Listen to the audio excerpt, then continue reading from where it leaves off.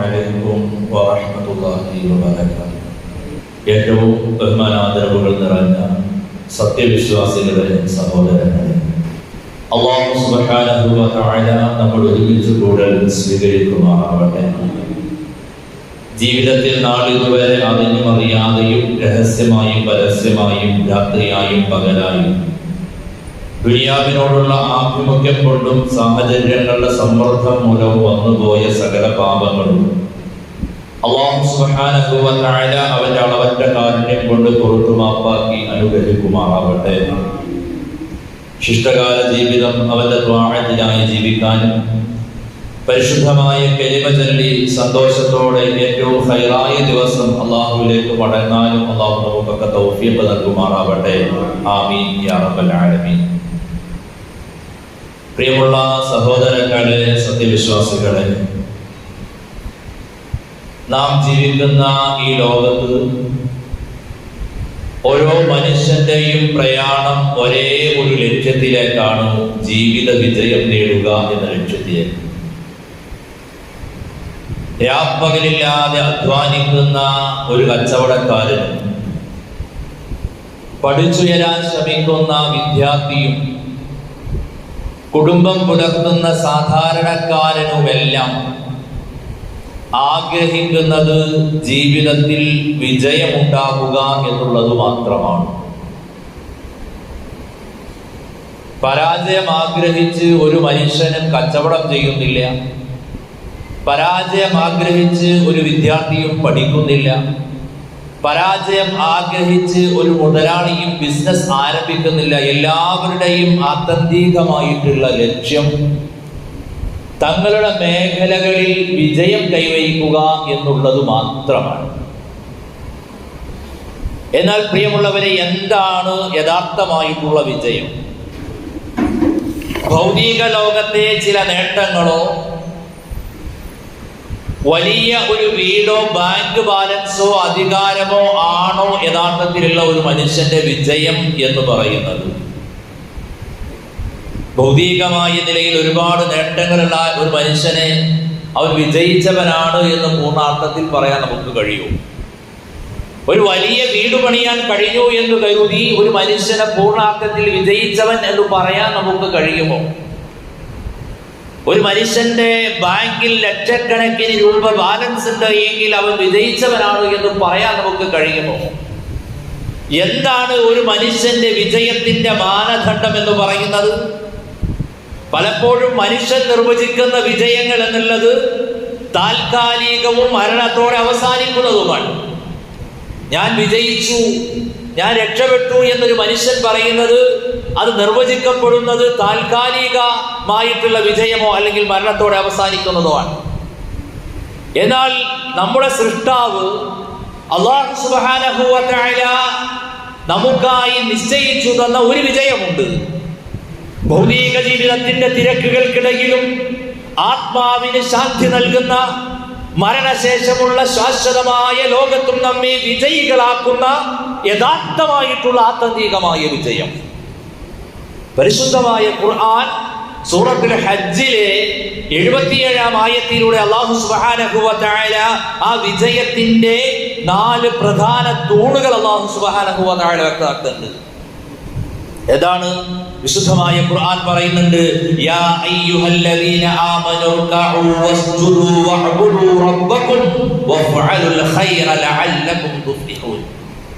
വിശുദ്ധമായ ഖുർആൻ നമുക്ക് കാണാം, അല്ലയോ സത്യവിശ്വാസികളെ, യാ അയ്യുഹല്ലദീന ആമനൂ ഇർകഉ വസ്ജുദൂ വഅബ്ദൂ റബ്ബക്കും, നിങ്ങൾ നിങ്ങളുടെ റബ്ബിന് വേണ്ടി റുകൂഉം സുജൂദും ചെയ്യുക, നിങ്ങൾ രക്ഷിതാവിനെ ആരാധിക്കുക, വഫഅലുൽ ഖൈറ, നിങ്ങൾ നന്മകൾ പ്രവർത്തിക്കുകയും ചെയ്യുക, ലഅല്ലകും തുഫ്ലിഹൂൻ, നിങ്ങൾ വിജയികളായേക്കാം. വിശുദ്ധമായ ഖുർആൻ പറയാണ്,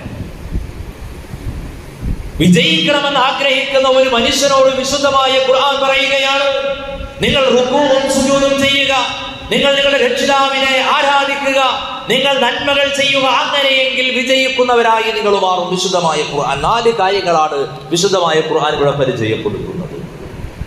ഒന്നാമത്തത് 4 തൂണുകളെ വിശുദ്ധമായി ഇസ്ലാം പറയുന്നു. ഒന്നാമത്തെ തൂണ്, നിങ്ങൾ വർക്കഉ വസ്ജുദു, നിങ്ങൾ റുകൂഉം സുജൂദും ചെയ്യുക. എന്താണ് അതിന്റെ താല്പര്യം? നിങ്ങൾ കൃത്യമായി നിസ്കരിക്കുന്നവരാകുക, കൃത്യമായി നിസ്കാരം നിലനിർത്തുന്നവരായി നിങ്ങൾ മാറുക. ഒരു മനുഷ്യന്റെ വിജയത്തിന്റെ ഒന്നാമത്തെ പടിയായി അല്ലാഹു സുബ്ഹാനഹു വ തആല ചൂണ്ടിക്കാണിക്കുന്നത് നിസ്കാരത്തെയാണ്.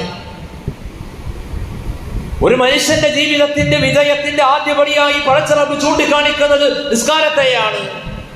പ്രവാചകൻ സല്ലല്ലാഹു അലൈഹി വസല്ലം തങ്ങൾ പറഞ്ഞില്ലേ, അസ്സലാത്തു ഇമാദുദ്ദീൻ, നിസ്കാരം എന്നത് മതത്തിന്റെ തൂണാണ്. തൂണ് എന്ന് പറഞ്ഞാൽ നമുക്കറിയാം, ഒരു കെട്ടിടത്തിന്റെ തൂൺ തകർന്നാൽ ആ കെട്ടിടത്തിന് പിന്നെ നിലനിൽപ്പില്ല എന്ന് നമുക്കറിയാം. ആ കെട്ടിടത്തിന് ബലക്ഷയം ഉണ്ടാകുമെന്ന് നമുക്കറിയാം, നിലനിൽപ്പില്ല എന്ന് നമുക്കറിയാം. പ്രിയമുള്ളവരെ, നിസ്കാരമില്ലാത്തവന്റെ മതകീയ ജീവിതം തകർന്നടിയും. നാളെ പരലോകത്ത് വിചാരണ വേളയിൽ അവൻ പരാജയപ്പെടും. നിസ്കാരമില്ലാത്ത ഒരു മനുഷ്യനെ സംബന്ധിച്ചിടത്തോളം നാളെ പാരത്രിക ലോകത്ത് നാം മരിച്ച് അള്ളാഹുവിന്റെ മുമ്പിലേക്ക് എത്തിപ്പെടുമ്പോ അല്ലാഹു സുബ്ഹാനഹു വ തആല ആദ്യമായി ഒരടിമയോട് ചോദ്യം ചെയ്യപ്പെടുന്നത് നിസ്കാരത്തെ കുറിച്ചാണെന്ന് ശഫീഉനാ നബി മുഹമ്മദ് മുസ്തഫ സല്ലല്ലാഹു അലൈഹി വസല്ലം. നിസ്കാരത്തിന് അത്രമേൽ ഗൗരവമുണ്ട്.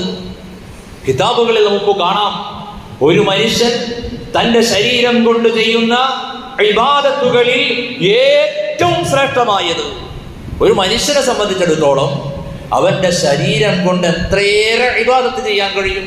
ഖുർആൻ ഓതാൻ കഴിയും, അതേപോലെ സ്വതക്കകൾ കൊടുക്കാൻ കഴിയും, മറ്റൊരാളെ സഹായിക്കാൻ കഴിയും. ഒരുപാട് നന്മകൾ ഒരു മനുഷ്യന് സ്വന്തം ശരീരം കൊണ്ട് നിർവഹിക്കാൻ മനുഷ്യന് സാധിക്കും. പക്ഷേ കിതാബുകൾ പറയുന്നു, ഒരു മനുഷ്യൻ തന്റെ ശരീരം കൊണ്ട് ചെയ്യുന്ന ഇബാദത്തുകളിൽ എത്രയേറെ ഇബാദത്ത് ഒരു മനുഷ്യന് ചെയ്യാൻ കഴിഞ്ഞാലും ആ ഇബാദത്തുകളിൽ ഏറ്റവും ശ്രേഷ്ഠമായത് അത് നിസ്കാരമാണ് എന്ന് നമുക്ക് കാണാൻ സാധിക്കും. അപ്പോൾ നിസ്കാരത്തിന്റെ പ്രാധാന്യം, അതിന്റെ മഹത്വം, അതിന്റെ ശ്രേഷ്ഠത എത്രയോ വലുതാണ്. ഒരു വിശ്വാസിയുടെ ഏറ്റവും വലിയ സവിശേഷത അവൻ സുജൂദിലായി അള്ളാഹുവിലേക്ക് അടുക്കുന്നു എന്നതാണ്. ഒരു മനുഷ്യൻ ഏറ്റവും കൂടുതൽ അള്ളാഹുവുമായി ഒരു അറ്റാച്ച്മെന്റ്, അള്ളാഹുവുമായിട്ടൊരു അടുപ്പം, അള്ളാഹുവുമായിട്ടൊരു സ്നേഹം ഏറ്റവും കൂടുതൽ ഒരു മനുഷ്യന് സാധ്യമാകുന്നത് അവന്റെ സുജൂദിലൂടെയാണ് എന്നുള്ളതാണ്.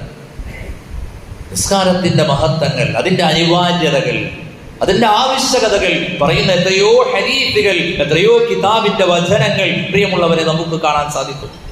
നിസ്കാരം ഇല്ലാത്തൊരു മനുഷ്യനെ സംബന്ധിച്ചിടത്തോളം തികഞ്ഞ പരാജിതനാണ് അവൻ. എന്റെ ശബ്ദം കേൾക്കുന്ന പ്രിയപ്പെട്ട വിശ്വാസികളെ, നമ്മളെയൊക്കെ സംബന്ധിച്ചിടത്തോളം നിസ്കാരത്തിൽ എത്രമാത്രം നമ്മളൊക്കെ കണിശത പുലർത്താറുണ്ട്, എത്രമാത്രം നമ്മളൊക്കെ സൂക്ഷ്മത പുലർത്താറുണ്ട്. പള്ളിയിൽ നിന്നും ബാങ്ക് കേൾക്കുമ്പോൾ കൃത്യമായി നിസ്കരിക്കണമെന്ന ചിന്ത എത്ര പേരുടെ മനസ്സിൽ അങ്കുരിക്കാറുണ്ട്. ഒത്ത സ്ഥലത്ത് സൗകര്യം കിട്ടിയാൽ നിസ്കരിക്കാം എന്നതിനപ്പുറത്തേക്ക് സമയമാകുമ്പോ പള്ളിയിൽ നിന്ന് ബാങ്ക് വിളിക്കുമ്പോ ഇതെന്റെ കടമയാണ്, നിർവഹിക്കൽ അനിവാര്യമാണ്, കൃത്യമായ സമയത്ത് നിർവഹിച്ചേ തീരൂ എന്ന നിർബന്ധ ബുദ്ധിയോടെ ഓരോ വക്കത്ത് നിസ്കാരവും കൃത്യമായി നിർവഹിക്കുന്നവർ എത്ര ആളുകൾ നമ്മുടെ കൂട്ടത്തിലുണ്ടാകും. നിസ്കാരമില്ലാത്തൊരു മനുഷ്യൻ ലോകപരാജയമാണ്. അതുകൊണ്ട് ഒരു മനുഷ്യന്റെ വിജയത്തിന്റെ പ്രഥമ തൂണായി വിശുദ്ധമായ ഖുർആൻ പരിചയപ്പെടുത്തുന്നത് കൃത്യമായി നിസ്കരിക്കുക എന്നുള്ളതാണ്. ഒരു മനുഷ്യന്റെ വിജയത്തിന്റെ രണ്ടാമത്തെ തൂണ് ആരാധനകളിൽ മുഴുകുക എന്നുള്ളതാണ്. അല്ലാഹു സുബ്ഹാനഹു വ തആല നമ്മളോട് കൽപ്പിച്ചിട്ടുള്ളത് അല്ലാഹുവിനെ ഇബാദത്ത് ചെയ്യാൻ വേണ്ടിയിട്ടാണ്. അല്ലാഹു സുബ്ഹാനഹു വ തആല മനുഷ്യവർഗത്തെയും ജിന്നുവർഗത്തെയും അല്ലാഹു സൃഷ്ടിച്ചത് എനിക്ക് ഇബാദത്ത് ചെയ്യാൻ, ആരാധന നിർവഹിക്കാൻ വേണ്ടിയിട്ടാണ് എന്ന് വിശുദ്ധമായ ഖുർആനിൽ അല്ലാഹു സുബ്ഹാനഹു വ തആല പറയുന്നത് നമുക്ക് കാണാം. അല്ലാഹുവിനെ ഇബാദത്ത് ചെയ്യാൻ വേണ്ടിയിട്ടാണ്. എന്താണ് ഇബാദത്ത് എന്ന് വെച്ചാൽ? അല്ലാഹുവിനെ ഇബാദത്ത് ചെയ്യാൻ വേണ്ടിയിട്ടാണ് ഞാനും നിങ്ങൾ പറയുന്ന മനുഷ്യ സഞ്ചയത്തെയും ജിന്ന് വർഗത്തെയും അല്ലാഹു സുബ്ഹാനഹു വ തആല സൃഷ്ടിച്ചിട്ടുള്ളത് എന്ന് പറയുമ്പോൾ പ്രിയമുള്ളവരെ, എന്താണ് ഇബാദത്ത് എന്ന് പറയുന്നത്? അൽ ഇബാദത്തു ഹിയ ഇസ്മുൻ ജാമിഉൻ ലികുല്ലി മാ യുഹിബ്ബുഹുല്ലാഹു വ യർളാഹു മിനൽ അഖ്വാലി വൽ അഅമാലി വല്ലാഹിയത്തി വൽ ബാത്തിന. ഇബാദത്ത് എന്ന് വെച്ചാൽ അല്ലാഹു ഇഷ്ടപ്പെടുന്നതും തൃപ്തിപ്പെടുന്നതുമായ എല്ലാ വാക്കുകളും പ്രവൃത്തികളും ഉൾക്കൊള്ളുന്ന ഒരു പൊതുനാമത്തെയാണ് ഇബാദത്ത് എന്ന് പറയുന്നത്. അത് പുറമേ കാണാൻ പറ്റുന്നതാവട്ടെ, കാണാൻ പറ്റാത്തതാവട്ടെ. ഒരു മനുഷ്യന്റെ ഇബാദത്ത് ഒരുപക്ഷെ പുറമെ കാണാൻ പറ്റിക്കൊള്ളണമെന്നില്ല. നോമ്പ് പിടിക്കുന്ന ഒരു മനുഷ്യനെ സംബന്ധിച്ചിടത്തോളം നോമ്പെടുത്ത് കാണിച്ചു കൊടുക്കാൻ പറ്റുമോ? അതൊരു ഇബാദത്താണ്. എന്നാൽ നിസ്കരിക്കുന്ന ഒരു മനുഷ്യനെ സംബന്ധിച്ചിടത്തോളം അവന്റെ നിസ്കാരം അത് പ്രകടമായിട്ടുള്ള ഒരു ഇബാദത്താണ്.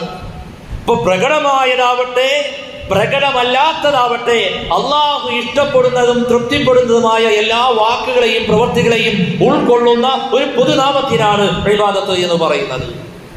ഇബാദത്ത് എന്നുള്ളത് കേവലം ഒരു ചടങ്ങ് കഴിക്കലല്ല. ഇബാദത്ത് എന്നുള്ളത് കേവലം ഒരു ചടങ്ങ് കഴിക്കലല്ല. ഇബാദത്തിന് 3 തൂണുകളുണ്ട് എന്നാണ്. ഒന്ന്, ഇബാദത്തിന്റെ പ്രഥമമായിട്ടുള്ള തൂണ് പൂർണ്ണമായിട്ടുള്ള സ്നേഹം അള്ളാഹുവിനോടുണ്ടാകുക, അള്ളാഹുവിനോട് പൂർണ്ണമായ മഹബ്ബത്ത് ഉണ്ടാകുക എന്നുള്ളതാണ്. അങ്ങേയറ്റം ആദരവോടെ സ്നേഹത്തോടെ ഇബാദത്തുകൾ ചെയ്യാൻ നമുക്ക് സാധിക്കണം. അള്ളാഹുവിന്റെ റസൂൽ സല്ലല്ലാഹു അലൈഹി വസല്ലം തങ്ങൾ പറഞ്ഞല്ലോ, എനിക്ക് ഏറ്റവും കൂടുതൽ കൺകുളിർമയാകുന്നത് നിസ്കാരത്തിലാണെന്ന് ശഫീഉനാ നബി മുഹമ്മദ് മുസ്തഫ സല്ലല്ലാഹു അലൈഹി വസല്ലം. നമ്മുടെയൊക്കെ ഇബാദത്ത് ഏതോ വഴികളിലൂടെ നടന്നു പോകുന്നു എന്നല്ലാതെ എത്രത്തോളം അള്ളാഹുവിനോടുള്ള ആത്മാർത്ഥമായിട്ടുള്ള സ്നേഹം നമ്മുടെ ഹൃദയത്തിൽ അങ്കുരിക്കാറുണ്ട് എന്ന് ഞാൻ നിങ്ങൾ ഓരോരുത്തരും ചിന്തിക്കണം. അതുപോലെ നാം ചെയ്യുന്ന ഏതൊരു ഇബാദത്താണെങ്കിലും അതിൽ പൂർണ്ണമായിട്ടുള്ള ഒരു ഭയം നമുക്കുണ്ടാകണം. അള്ളാഹുവിന്റെ ശിക്ഷയെ, അവന്റെ പ്രീതി നഷ്ടപ്പെടുന്നതിന് നമ്മൾ ഭയപ്പെടണം. എന്റെ ഇബാദത്ത്, എന്റെ നിസ്കാരം, എന്റെ നോമ്പ്, എന്റെ സ്വതക്ക, എന്റെ ദുആ, അതേപോലെ തന്നെ ഞാൻ ചെയ്യുന്ന സൽക്രമങ്ങൾ അല്ലാഹു സ്വീകരിക്കുമോ എന്നുള്ള ഒരു ഭയപ്പാട് നമ്മുടെയൊക്കെ മനസ്സിൽ എത്രത്തോളം ഉണ്ടാകാറുണ്ട്? നിസ്കാരം കഴിഞ്ഞാൽ അല്ലെങ്കിൽ ആ നിസ്കാരത്തിൽ പോലും ഒരു ഖൗഫ്, ഒരു ഭയം എനിക്കും നിങ്ങൾക്ക് ഉണ്ടോ എന്നുള്ളത് നമ്മളൊക്കെ ഒന്ന് സ്വന്തം നെഞ്ചിൽ കൈവച്ച് ആലോചിച്ച് നോക്കിയാൽ ഇല്ല എന്നേ മറുപടി ഒരുപക്ഷെ പറയാൻ കഴിയും. ഒരു ഖൗഫ്, ഭയഭക്തി നഷ്ടപ്പെട്ടു പോയ നിസ്കാരങ്ങളാണ് നമ്മുടെ പലരുടെയും നിസ്കാരം. ഇബാദത്തിന്റെ 3ാമത്തെ തൂണാണ് റജാ, പ്രതീക്ഷയുണ്ടാകുക എന്നുള്ളത്. നമ്മളെ സംബന്ധിച്ചിടത്തോളം അല്ലാഹു സുബ്ഹാനഹു വ തആലയിൽ പരിപൂർണമായ ഒരു പ്രതീക്ഷ അർപ്പിക്കാൻ നമുക്ക് സാധിക്കുക. മനുഷ്യരാണ്, ദുർബലതകളേറെയുള്ള മനുഷ്യരായ നമ്മെ സംബന്ധിച്ചിടത്തോളം ഇബാദത്തുകളിൽ കുറവുകൾ ഉണ്ടാകാം, മനുഷ്യ സഹജമായ തെറ്റുകൾ വന്നുപോയിട്ടുണ്ടാകാം. പക്ഷേ ഞാൻ എന്റെ നെറ്റിത്തടം കൊണ്ടുവന്ന് നിലത്തേക്ക് വെക്കുന്നത് പടച്ച റബ്ബായ അല്ലാഹുവിന്റെ മുമ്പിലാണ്. എന്നെ അറിയുന്ന, എന്റെ ഹൃദയം അറിയുന്ന, എന്റെ മനസ്സ് വായിക്കുന്ന അല്ലാഹു എന്റെ ഇബാദത്തുകൾ സ്വീകരിക്കുമെന്ന ഒരു പ്രതീക്ഷയും നമുക്കുണ്ടാവണം. അപ്പോഴാണ് നമ്മുടെ ഇബാദത്തുകൾക്ക് യഥാർത്ഥമായ ജീവനുള്ള ഇബാദത്തുകളായി നമ്മുടെ ഇബാദത്ത് മാറും. നാം നാവ് കൊണ്ട് സത്യം പറയുന്നതും അള്ളാഹുവിനെ ഓർക്കുന്നതും മാതാപിതാക്കളെ സേവിക്കുന്നതും അയൽവാസികൾക്ക് കരുണ ചെയ്യുന്നതും ഹലാലായ രീതിയിൽ തൊഴിലും കച്ചവടവും എല്ലാം ചെയ്യുന്നത് അള്ളാഹുവിന്റെ പ്രീതി ഉദ്ദേശിച്ചാണെങ്കിൽ, അള്ളാഹുവിന്റെ തൃപ്തി ഉദ്ദേശിച്ചാണെങ്കിൽ, അള്ളാഹുവിന്റെ പൊരുത്തം ഉദ്ദേശിച്ചാണെങ്കിൽ, പ്രിയമുള്ളവരെ, അത് ഇബാദത്തായി മാറും. നമ്മൾ കൊടുക്കുന്ന 1 രൂപയാണെങ്കിൽ ആ 1 രൂപയിൽ അള്ളാഹുവിന്റെ തൃപ്തിയും അവന്റെ പൊരുത്തവും നമ്മൾ കാംക്ഷിക്കുന്നു എങ്കിൽ അത് വലിയൊരു ഇബാദത്താണ്. അതല്ല, കൊടുക്കുന്നത് ലക്ഷക്കണക്കിന് രൂപയാണ്, മനസ്സിന്റെ ഉള്ളിലുള്ള താല്പര്യം 4 ആൾ കൂടുന്നിടങ്ങളിലൊക്കെ ചർച്ച ചെയ്യുന്ന വ്യക്തി ഞാനാവട്ടെ, ധർമ്മം ചെയ്യുന്നവരാണ് എന്ന് ആളുകൾക്ക് മുമ്പിൽ അറിയപ്പെടട്ടെ, ഞാൻ കൊടുക്കുന്നതൊക്കെയും 4 ആളുകൾക്ക് മുമ്പിൽ ചർച്ചയാവട്ടെ എന്ന ചിന്തയാണെങ്കിൽ, പ്രിയമുള്ളവരെ, സാധുവായ മനുഷ്യൻ കൊടുക്കുന്ന 1 രൂപയുടെ നാണയത്തുട്ടുകൾക്കാണ് നീ കൊടുക്കുന്ന ലക്ഷക്കണക്കിന് രൂപയേക്കാൾ മൂല്യമുള്ളത്. അപ്പോഴാണ് അത് ഇബാദത്തായി മാറുന്നത്. പ്രിയമുള്ളവരെ, പറഞ്ഞു വന്നത്, നമ്മെ സംബന്ധിച്ചിടത്തോളം, ഒരു മനുഷ്യനെ സംബന്ധിച്ചിടത്തോളം ജീവിതത്തിൽ ആഗ്രഹിക്കുന്ന ആത്യന്തികമായ വിജയം നേടാൻ അല്ലാഹു സുബ്ഹാനഹു വ തആല വിശുദ്ധമായ ഖുർആനിൽ പറയുന്ന 4 വഴികളെ കുറിച്ചിട്ടാണ് നമ്മൾ സംസാരിക്കുന്നത്. 1ാമത്തെ കാര്യം നമ്മൾ പറഞ്ഞു, നിസ്കാരം കൃത്യമായി അനുഷ്ഠിക്കുക. 2ാമത്തെ കാര്യം ഇബാദത്തുള്ളവനായി മാറുക. 3ാമത്തെ കാര്യം നന്മ പ്രവർത്തിക്കുന്ന മനുഷ്യരായി നമ്മൾ മാറണം, നന്മ ചെയ്യുന്നവരായി നമ്മൾ മാറണം. അള്ളാഹുവുമായിട്ടുള്ള ബന്ധം, ആരാധനകൾ മാത്രം ഒരു മനുഷ്യന്റെ ജീവിതത്തിൽ വരാം, മറിച്ച് സഹജീവികളോടും മനുഷ്യരോടും നന്മ ചെയ്യുന്നവനായി മനുഷ്യൻ മാറണം. ഒരു വിശ്വാസി ആത്മീയമായി ഉയരുമ്പോഴും സമൂഹത്തിന് ഉപകാരമുള്ളവനായി മനുഷ്യൻ മാറണം. അല്ലാഹുവിന്റെ റസൂൽ സല്ലല്ലാഹു അലൈഹി വസല്ലം തങ്ങൾ പറഞ്ഞു, ഖൈറുൻ നാസി അൻഫഉഹും ലിന്നാസ്. പലപ്പോഴും പറഞ്ഞിട്ടുള്ള ഒരു ഹദീസാണ്. ഖൈറുൻ നാസി, ജനങ്ങളിൽ ഏറ്റവും നന്മയുള്ളവർ, ഏറ്റവും ഖൈറായവർ, അത് അൻഫഉഹും നാസ്, ജനങ്ങൾക്ക് ഉപകാരമുള്ളവരാണ്. ജനങ്ങൾക്ക് ഏതെങ്കിലും വിധത്തിൽ വാക്കുകൊണ്ടോ പ്രവൃത്തി കൊണ്ടോ ശാരീരികമായോ ഏതെങ്കിലും നിലയിൽ ജനങ്ങൾക്ക് ഉപകാരം ചെയ്യുന്ന മനുഷ്യരാണ് മനുഷ്യരിൽ ഏറ്റവും നല്ല മനുഷ്യരെന്ന് അല്ലാഹുവിന്റെ ഹബീബ് നബി മുഹമ്മദ് മുസ്തഫ സല്ലല്ലാഹു അലൈഹി വസല്ലം ജനങ്ങളോട് കരുണ കാണിക്കാൻ, ജനങ്ങൾക്ക് ഉപകാരം ചെയ്യാൻ സാധ്യമാകുന്ന മേഖലകളിലെല്ലാം അവരെ താങ്ങി നിർത്താൻ മനുഷ്യരായി നമുക്ക് സാധിക്കണം. അല്ലാഹുവിന്റെ റസൂൽ പറഞ്ഞല്ലോ, ഇർഹമു മൻ ഫിൽ അർദ് ഇർഹമുകും മൻ ഫിസ് സമാ. ഭൂമിയിലുള്ളവരോട് നിങ്ങൾ കരുണ കാണിച്ചാൽ ഭൂമിയിലെ അധിപൻ അല്ലാഹു റബ്ബുൽ ഇസ്സത്ത് നിങ്ങളോട് കരുണ കാണിക്കുമെന്ന് ശഫീഉനാ നബി മുഹമ്മദ് മുസ്തഫ സല്ലല്ലാഹു അലൈഹി വസല്ലം. നമ്മെ സംബന്ധിച്ചിടത്തോളം വലിയ പണമൊന്നും ആവശ്യമില്ല നന്മ ചെയ്യാൻ, വലിയ ആരോഗ്യമൊന്നും ആവശ്യമില്ല നന്മ ചെയ്യാൻ. എതിരെ നടന്നു വരുന്ന വിശ്വാസിയുടെ മുഖത്ത് നോക്കി ഒന്ന് പുഞ്ചിരിക്കുന്നത് പോലും നിന്റെ കണക്ക് പുസ്തകത്തിൽ നന്മയുടെ കൂട്ടത്തിലാണ് പടച്ചറബ് എഴുതി ചേർക്കുന്നത്. മറ്റൊരാളോട് പുഞ്ചിരിക്കുന്നത്, വിശക്കുന്നവന് ഭക്ഷണം നൽകുന്നത്, അവരന്റെ വിഷമങ്ങളിൽ പങ്കുചേരുന്നത്, വഴിയിലുള്ള തടസ്സം നീക്കുന്നത് എല്ലാം നന്മയുടെ ഭാഗമാണ്. പ്രിയമുള്ളവരെ, ആ ചെയ്യുന്ന നന്മ ആറ്റുമണൽ തരിയോളം പോന്ന ചെറിയ നന്മയാണെങ്കിൽ പോലും അല്ലാഹുവിന്റെ കണക്ക് പുസ്തകത്തിൽ കൃത്യമായി അത് രേഖപ്പെടുത്തി വെക്കുക തന്നെ ചെയ്യും. അതുകൊണ്ട് പ്രിയമുള്ളവരെ, നന്മയിൽ അധിഷ്ഠിതമായ ജീവിതം നയിക്കാൻ നമ്മളൊക്കെ ശ്രമിക്കുക. കഴിയുന്ന നിലയിലൊക്കെ ആളുകൾക്ക് ഉപകാരം ചെയ്യുക, ആളുകളെ പ്രയാസപ്പെടുത്താതിരിക്കുക. ജീവിതത്തിൽ സഹായിക്കാൻ കഴിയുന്ന ഒരുപാട് മേഖലകൾ നമ്മുടെയൊക്കെ ജീവിതത്തിലുണ്ട്. അവിടെയൊക്കെ നന്മയുടെ ഇടപെടലുകൾ നടത്താൻ നമുക്ക് കഴിയണം.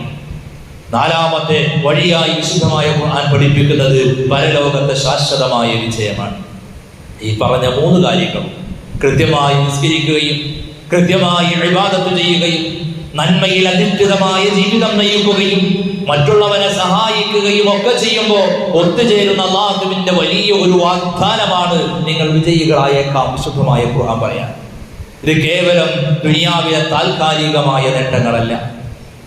ഇവിടെ അല്ലാഹു സുബ്ഹാനഹു വ തആല ഉദ്ദേശിക്കുന്നത് പാരത്രിക ലോകത്തെ അനശ്വരമായിട്ടുള്ള വിജയമാണ്. മരണാനന്തര ജീവിതത്തിൽ ഉള്ള സ്വർഗത്തിലേക്കുള്ള നമ്മുടെ പ്രയാണത്തിന്റെ തുടക്കമാണ്. ഭൗതിക നേട്ടങ്ങൾ മാത്രം ലക്ഷ്യം വെച്ചോടുന്നവർക്ക് ഈ ആയത്ത് വലിയ ഒരു തിരുത്താണ് നൽകുന്നത്. പ്രിയമുള്ളവരെ, നമ്മെ സംബന്ധിച്ചിടത്തോളം, എന്നെയും നിങ്ങളെയും സംബന്ധിച്ചിടത്തോളം നമ്മുടെയൊക്കെ ജീവിതത്തിലേക്ക് നാം ഒന്ന് കണ്ണോടിച്ചു നോക്കിയാൽ പടച്ച റബ്ബ് ചെയ്ത സൗഭാഗ്യങ്ങളെ എണ്ണി കണക്കാക്കാൻ കഴിയാത്ത സൗഭാഗ്യങ്ങൾ അല്ലാഹു സുബ്ഹാനഹു വ തആല നമുക്ക് നൽകിയിട്ടില്ലേ?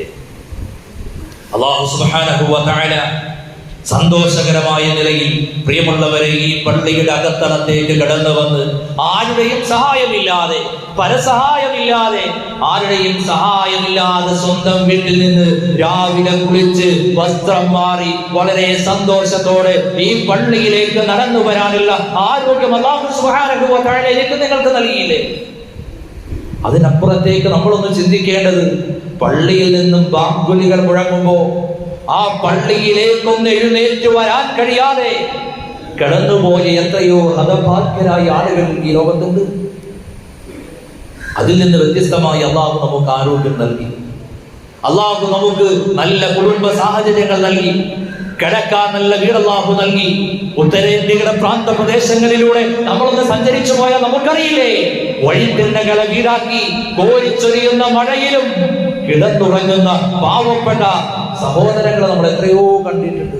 നമ്മുടെ നാടുകളിൽ പോലും രാത്രിയുടെ യാമങ്ങളിൽ പ്രിയമുള്ളവരെ ഈ മൂവാറ്റുപുഴ ടൗണിന്റെ കടത്തിണ്ണകളിൽ കാർഡ്ബോർഡ് വീച്ച് കിടന്നുറങ്ങുന്ന എത്ര മനുഷ്യരെ നമുക്ക് കണ്ടെത്താൻ നമുക്ക് സാധിക്കും. അതിൽ നിന്നൊക്കെ വ്യത്യസ്തമായി സന്തോഷകരമായ ജീവിത സൗഭാഗ്യങ്ങൾ അല്ലാഹു സുബ്ഹാനഹു വ തആല നമുക്ക് നൽകിയില്ലേ? അല്ലാഹു സുബ്ഹാനഹു വ തആല നമുക്ക് ഭക്ഷണം നൽകിയില്ലേ? ഭക്ഷണം കഴിക്കാനുള്ള സംവിധാനങ്ങൾ അല്ലാഹു നൽകിയില്ലേ? ആ ഭക്ഷണം കഴിച്ച് ആരോഗ്യം ആർജിക്കാനുള്ള എല്ലാ ആരോഗ്യപരമായിട്ടുള്ള ക്ഷമതയും അല്ലാഹു നമുക്ക് നൽകിയില്ലേ?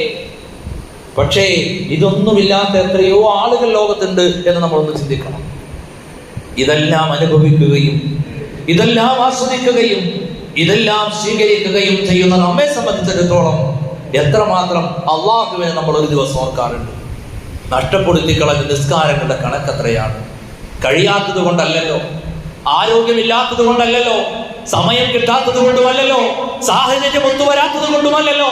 പ്രിയമുള്ളവരെ, അലസത കൊണ്ട് നഷ്ടപ്പെടുത്തി കളഞ്ഞ ശ്രദ്ധയില്ലായ്മ കൊണ്ട് നഷ്ടപ്പെടുത്തി കളഞ്ഞ എത്രയോ ഇബാദത്തുകൾ, എത്രയോ നിസ്കാരങ്ങൾ പ്രിയമുള്ളവരെ നമുക്കുണ്ട്. നിസ്കാരം എന്നുള്ളത് പരിശുദ്ധമായി ഇസ്ലാമിൽ പകരം വെക്കാനില്ലാത്ത ഒരു അമലാണ്. നമ്മളൊക്കെ മദ്രസയിൽ പഠിച്ചിട്ടുള്ളവരെ, ആ മദ്രസയിൽ പഠിച്ച കൂട്ടത്തിൽ നമ്മൾ പഠിച്ചൊരു കാര്യമുണ്ട്. ഒരു മനുഷ്യന് റമദാനിൽ നോമ്പ് പിടിക്കാൻ കഴിഞ്ഞില്ല. പരിശുദ്ധമായി ഇസ്ലാം നോമ്പ് പിടിച്ചേ തീരൂ, നീ എന്തായാലും നോമ്പ് പിടിക്കണം എന്നൊരു കർക്കശ സ്വഭാവം ഇസ്ലാമിലില്ല. നോമ്പ് പിടിക്കാൻ കഴിയാത്തൊരു മനുഷ്യന് പ്രാശ്ചിത്തമായി വിശുദ്ധമായ ദീനുൽ ഇസ്ലാം പറഞ്ഞിട്ടുള്ള, നിർവചിച്ചിട്ടുള്ള പരിഹാരമുണ്ട്. ഒരാൾക്ക് നിർബന്ധമായി നിങ്ങളൊക്കെ മക്കയിൽ പോയി ഹജ്ജ് ചെയ്യണമെന്ന് പരിശുദ്ധമായി ഇസ്ലാം പറഞ്ഞിട്ടില്ല. വഴിയാൽ കഴിവുള്ള സാമ്പത്തിക ശേഷിയുള്ള മനുഷ്യന് മാത്രമേ ഹജ്ജ് നിർബന്ധമുള്ളൂ. എല്ലാവരും എത്ര കഷ്ടപ്പെട്ടിട്ടാണെങ്കിലും സക്കാത്ത് കൊടുക്കണമെന്ന് വിശുദ്ധമായി ഇസ്ലാം പറഞ്ഞിട്ടില്ല. കഴിവുള്ള സാമ്പത്തിക ശേഷിയുള്ള സക്കാത്ത് കൊടുക്കാൻ ഇസ്ലാം നിശ്ചയിച്ചിട്ടുള്ള, നിർണയിക്കപ്പെട്ടിട്ടുള്ള സമ്പത്ത് കയ്യിലുണ്ടെങ്കിൽ മാത്രം നിർവഹിക്കേണ്ട ഒരു കർമ്മമാണ് സക്കാത്ത് എന്ന് പറയുന്നത്. എന്നാൽ നാം പഠിച്ച മദ്രസ പാഠപുസ്തകങ്ങളിൽ എവിടെയെങ്കിലും നിസ്കാരത്തിനൊരു ഇളവ് നമ്മൾ കണ്ടിട്ടുണ്ടോ? നിന്ന് നിസ്കരിക്കാൻ നിനക്ക് കഴിയില്ലെങ്കിൽ, നിന്നെ പിടിച്ചു നിർത്താൻ എഴുന്നേൽപ്പിച്ചു നിർത്താൻ ഒരാൾക്ക് സമ്പത്ത് കൊടുക്കാൻ നിനക്ക് കഴിവുണ്ടോ എങ്കിൽ ഒരാളുടെ സഹായത്തോടെ സമ്പത്ത് മുടക്കി നിന്ന് നിസ്കരിക്കണം എന്നുള്ളതാണ് ഇസ്ലാമിന്റെ അധ്യാപനം. നിന്ന് നിസ്കരിക്കാൻ നിനക്ക് സ്വന്തമായിട്ട് കാലിൽ എഴുന്നേൽക്കാൻ പറ്റില്ല. പക്ഷേ നിന്നെ താങ്ങി പിടിച്ചു നിർത്താൻ ഒരാൾക്ക് കൂലി കൊടുത്താൽ, നിന്നെ താങ്ങി പിടിച്ചു നിർത്താൻ ഒരാൾ റെഡിയാണ് എങ്കിൽ അയാൾക്ക് കാശ് കൊടുത്തിട്ടാണെങ്കിലും നീ നിന്ന് നിസ്കരിക്കണം. നിസ്കരിക്കാൻ പറ്റൂലേ? നിന്ന് നിസ്കരിക്കാൻ നിനക്ക് കഴിയില്ലേ? ഇരുന്നു നീ നിസ്കരിക്കണം. നിസ്കരിക്കാൻ നീ കഴിയില്ലേ? ചെരിഞ്ഞു കിടന്ന് നീ നിസ്കരിക്കണം. ചെരിഞ്ഞു കിടക്കാൻ നിന്റെ പാർശ്വം പോലും തളർന്നു പോയാൽ മലർന്നു കിടന്ന് നീ നിസ്കരിക്കണം. അവിടെയും നിനക്ക് കഴിയില്ലേ? കൺപോളകളെ കൊണ്ട് നിർമ്മാണിച്ച് നിസ്കരിക്കണം. ഉളുവെടുക്കാൻ നിനക്ക് സംവിധാനമില്ലേ? തയമ്മം ചെയ്ത് നീ നിസ്കരിക്കണം. തയമ്മം ചെയ്യാൻ നിനക്ക് സംവിധാനമില്ലേ? ഉളുവെടുക്കാതെ തയമ്മം ചെയ്യാതെ നീ നിസ്കരിക്കണം. നിസ്കാരത്തിന് യാതൊരു വിട്ടുവീഴ്ചയില്ല. ഔറത്ത് മറക്കാൻ നിനക്ക് വസ്ത്രമില്ലേ? വിവസ്ത്രനായി നിസ്കരിക്കണം. അവിടെയും വസ്ത്രമില്ലാത്തവർ നിസ്കരിക്കണ്ട എന്ന് പറഞ്ഞിട്ടില്ല. ഒന്നുകൊടുക്കാൻ വെള്ളമില്ലാത്തവർ നിസ്കരിക്കണ്ട എന്ന് പറഞ്ഞിട്ടില്ല. അത്രയേറെ ഗൗരവമായിട്ടുള്ള നിസ്കാരം ആ സുബഹി പോലും നിസ്കരിക്കാതെ ആയിരിക്കാം ഒരുപക്ഷെ ഇന്ന് നമ്മൾ ജുമയ്ക്ക് വന്നിട്ടുണ്ടാകുക. ഇശാ പോലും നിസ്കരിക്കാതെ ആയിരിക്കാം ഇന്ന് നമ്മൾ കിടന്നുറങ്ങിയിട്ടുണ്ടായിരിക്കാം. നമ്മളൊന്ന് ചിന്തിച്ചു നോക്കൂ, നഷ്ടപ്പെടുത്തി കളഞ്ഞ നിസ്കാരം എന്തിനു വേണ്ടിയിട്ടായിരുന്നു? ആരോഗ്യമില്ലാത്തത് കൊണ്ടാണോ? വെള്ളമില്ലാത്തത് കൊണ്ടാണോ? ഔറത്ത് മറയ്ക്കാൻ കഴിയാത്തത് കൊണ്ടാണോ? ആരോഗ്യമില്ലാത്തത് കൊണ്ടാണോ? എന്തുകൊണ്ടാണ് നഷ്ടപ്പെടുത്തി കളഞ്ഞത്? ഒറ്റൊരു മറുപടിയുള്ളൂ, മടിയായിരുന്നു, അലസതയായിരുന്നു, താല്പര്യമില്ലായിരുന്നു എന്ന ഒരൊറ്റ മറുപടി മാത്രമല്ലേ നമുക്കൊക്കെ മുമ്പിലുള്ളൂ. പ്രിയമുള്ളവരെ, എന്റെ ചെറുപ്പക്കാരോട് എനിക്ക് പറയാനുള്ളത്, ഈ ആരോഗ്യമൊക്കെ പോകും, രക്തത്തിളപ്പൊക്കെ പോകും, എഴുന്നേറ്റ് നിൽക്കാനും ചോദ്യം ചെയ്യാനുമുള്ള കഴിവുകളൊക്കെ നമുക്ക് നഷ്ടപ്പെടും. ആരാരുമില്ലാതെ ഒറ്റയ്ക്ക് കബറിൽ പോയി കിടക്കേണ്ടി വരുന്ന അവസ്ഥ ഉണ്ടാകും. എന്റെ ചെറുപ്പക്കാരോട് പറയാനുള്ളത്, നിസ്കാരം കഴിഞ്ഞ് പോകുമ്പോൾ പോലും ആരോഗ്യമുള്ള, അതുവരെ അധ്വാനിച്ചു കൊണ്ടുവന്ന എത്രയോ ചെറുപ്പക്കാരാണ് വെറുതെ കടത്തിണ്ണയിൽ നിസ്കാരം മുടക്കിയിരിക്കുന്ന എത്ര ചെറുപ്പക്കാരുണ്ട്. പലരോടും വ്യക്തിപരമായി പറയാറുണ്ട്, ചിരി മാത്രമായിരിക്കും ഒരുപക്ഷെ മറുപടി കിട്ടുക. തമാശ രൂപത്തിൽ പലതും ഉപദേശിക്കാറുണ്ട്. അറിവില്ലാത്തത് കൊണ്ടല്ലല്ലോ, ബോധമില്ലാത്തത് കൊണ്ടല്ലല്ലോ. അല്ലാഹു സുബ്ഹാനഹു വ തആല നൽകിയ ആരോഗ്യം, ബുദ്ധി, സംവിധാനങ്ങളെല്ലാം ഉണ്ട്. ഈ കടത്തിണ്ടയിലും മുകളിലെ കടത്തിണ്ടയിലും നിസ്കാരം കഴിഞ്ഞു പോകുമ്പോൾ വെറുതെ ഇരിക്കുന്ന എത്രയോ ആളുകളാണുള്ളത്. പ്രിയമുള്ളവരെ, ആരുടെ മണ്ണിലേക്ക് കൊണ്ടുവന്ന് ഇറക്കി വെച്ചാൽ കയ്യിലുള്ള മൊബൈൽ നേരം പോക്കിന് വേണ്ടി കൂട്ടില്ലാത്തൊരു കാലുണ്ട്, കൂടെ കൂടിയ സുഹൃത്തുക്കളില്ലാത്തൊരു കാലുണ്ട്, ആരും സഹായികളില്ലാത്തൊരു കാലുണ്ട്. ഇതൊക്കെ പറയുകയും കേൾക്കുകയും ചെയ്യുമ്പോൾ ഒരുപക്ഷെ പുച്ഛഭാവത്തിൽ തള്ളാൻ നിങ്ങൾക്ക് തോന്നിയേക്കാം.